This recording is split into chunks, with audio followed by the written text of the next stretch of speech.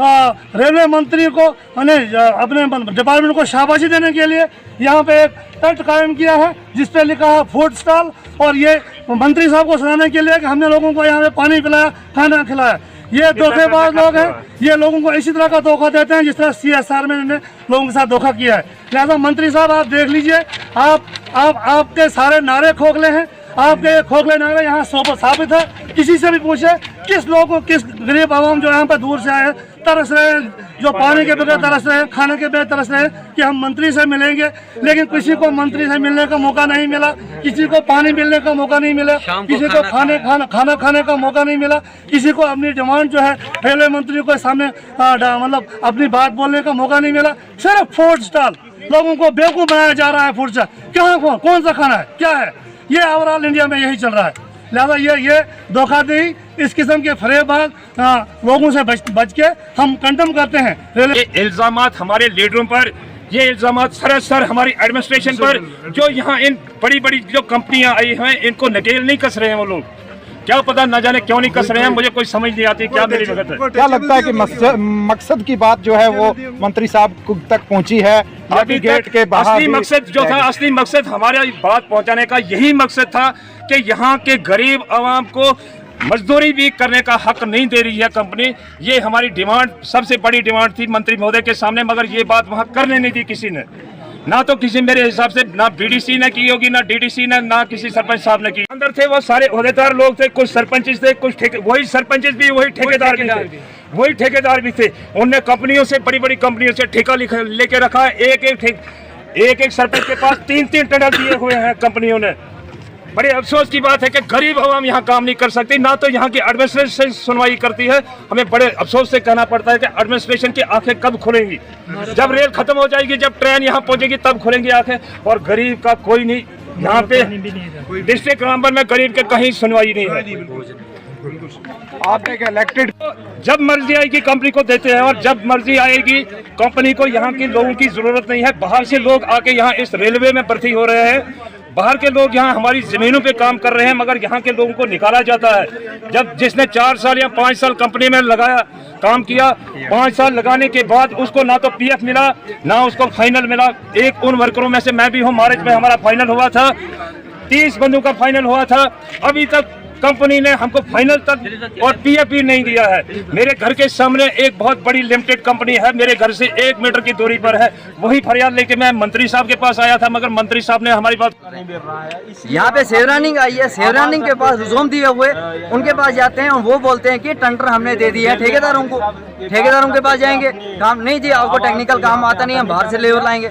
स्काउटी देखो, डोडा की स्काउटी है इस टाइम में सेवरानिंग में, ऐसा राम है वहाँ पे भी स्काउटी बाहर की है। यहाँ का सिक्योरिटी गार्ड भी नहीं लग सकता सर। क्या वजूद है? यहाँ का कोई जवान है उसमें होश नहीं है, यहाँ के जवान में खून नहीं है, वहाँ के जवान में खून है, यहाँ के जवान में पानी भरा हुआ क्या है। जब भी बंदा कोई मतलब गरीब बंदा कोई घर से कंपनी में लगा हुआ है, जो भी लगे हैं कंपनी लालू के आदमी लगे, ठेकेदारों की। जिन मंडल में मैं कर रहा हूँ काम इस टाइम में सर, मेरे को 12,000 रुपये सैलरी मिल रही है। एक ट्रेड वाला आदमी है मैं, 12,000 रुपये मुझे सैलरी मिल रही है। अगर वेल्डर बाहर से आता है तो वो 30-35,000 रुपये सैलरी मांग रहा है।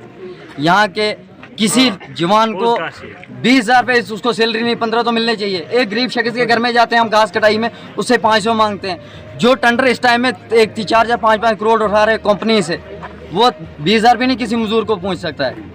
किस बंदे को? वो टनल जो है श्रीनगर वाला रेलवे स्टेशन पर, उसके ऊपर हमारी ज़मीन है और हमारी ज़मीन डैमेज में हो गई। 20 साल हो गए प्रोजेक्ट चलते, लेकिन अभी तक हमारा कोई बच्चा रेलवे में नहीं लगा, नहीं दिहाड़ी लगाने दी। यहाँ के जो चंद कुछ ठेकेदार हैं, कुछ भी है, उन्होंने कोई भी मंत्री आता है पहले उनके साथ सुलूक कर देते हैं और गरीब लोगों को दबाते हैं। एडमिनिस्ट्रेशन के सामने एक बात सामने रखने के लिए आए थे इधर हमारे संगलदान में। अभी तक जितनी भी कंपनी आई हुई तो हमारे संगलदान में ऐसा होता है, जो बड़े बड़े हमारे नेता हैं, गुंडे हैं, जो भी है, वो तो हर कंपनी में हाथ डाल रहा है, हर कंपनी को हाथ के अंदर ला रहा है और अपने हाथ। जिस इलाके के अंदर ये रेलवे मतलब प्रोजेक्ट जा रहा है, मतलब चल रहा है, इसके अंदर गरीब लोगों को हक दिया जाएगा और पहले लैंड होल्डरों को हक दिया जाएगा जिनकी ज़मीनें और जिनके असली लैंड जो है एरिकेटेड लैंड, वो भी इन रेलवे वालों ने ख़त्म करके रखी। शुक्रिया।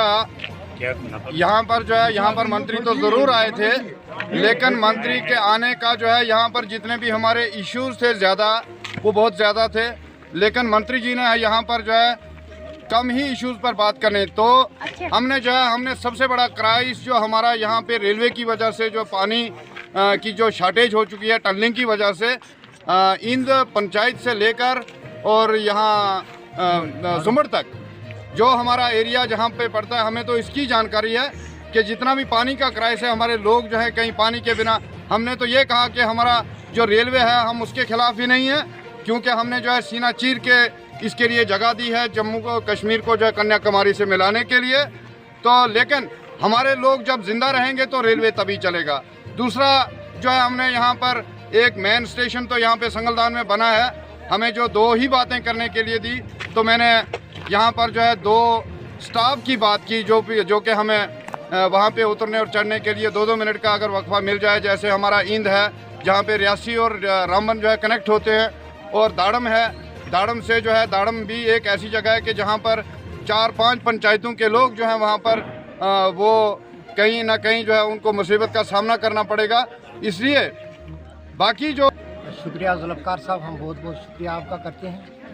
देखो, रेलवे कंपनी की बात जब हम करेंगे तो यहाँ कुछ न कुछ जो है अपना काला धन छुपाने के लिए ये तो इन्होंने करना है, एडमिनिस्ट्रेशन ने और रेलवे ने, क्योंकि यहाँ CSR का पैसा कहीं भी लगा नहीं, ग्राउंड लेवल पे नज़र आता नहीं। यहाँ 60-70 हज़ार करोड़ रुपए का प्रोजेक्ट जो है उसमें 2-3% जो बताओ कि यहाँ के इलाके में लगना चाहिए था, वो तो है ही नहीं यहाँ कहीं। उसके बाद यहाँ का कोई वर्कर नहीं लगा, यहाँ का कोई हेल्पर नहीं लगा, यहाँ लैंड लॉजर जितने हैं उनका कोई बेनिफिट उनको नहीं हुआ। यहाँ की जो ये एग्रीकल्चर ज़मीनें थी वो रेलवे की वजह से तबाह हो गई हैं, बर्बाद हो गई हैं, और यहाँ के जंगल जो थे वो डंपिंग बना के रख दिए हैं। ये न जाने ये एडमिनिस्ट्रेशन ने जंगल को बेच दिया या डिपार्टमेंट ने बेच दिया है। इनके पास तो कोई लेटर ऐसा है ही नहीं कि हम डंपिंग करेंगे जी जंगलात में। और पानी हमारे ख़त्म हो गए, जो हमारे चश्मे थे वो उनकी टनलों की वजह से बोस हो गए हैं, सब ख़त्म हो गए। यहाँ का निज़ाम जो है धर्म भरम हो गया है। यहाँ आजकल जो हुकूमत है, यहाँ ब्यूरोक्रेसी की हुकूमत है, यहाँ अफसरशाही है। अगर रेलवे के खिलाफ कोई भी आदमी बोले, चाहे उनका ठेकेदारी क्यों ना बोले, उसको बोलते हैं हम जी आपके खिलाफ PSA लगा के आपको जेल करवा देंगे। ये कहाँ का इंसाफ है? सरपंच साहब, जहां हमने देखा सुबह से बहुत सारी पब्लिक की भीड़ है और सबको गेट के बाहर रोक दिया गया है, इस पे बताएंगे आपकी पब्लिक को क्यों रोका गया आखिर? पब्लिक को इसलिए रोका गया कि अंदर अगर